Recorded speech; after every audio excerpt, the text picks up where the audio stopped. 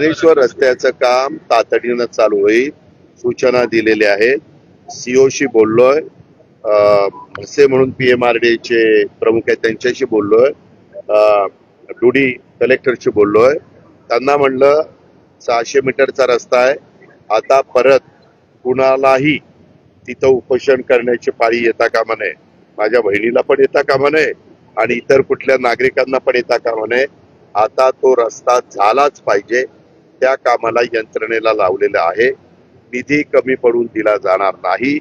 मी त्यांना सांगितलं, निधी जर DPC मधनं पाहिजे असेल तर DPC मधनं देतो. PMRD मधनं देखील निधीची तरतूद केलेली आहे. जिल्हा परिषदेमधनं पाहिजे असेल तर तिथनंही देण्याच्या सूचना CO ला दिलेल्या आहेत. आणि काल शेवटी मी असं ठरवलेलं आहे की PMRD आता ते काम तातडीनं सुरू करेल आणि फक्त ज्यांना बनेश्वरचं दर्शन घ्यायचं असेल त्या भाविकांना, तिथल्या रहिवाशांना आता त्रास होणार नाही अशा बद्दलची काळजी सरकारकडून आम्ही घेतो.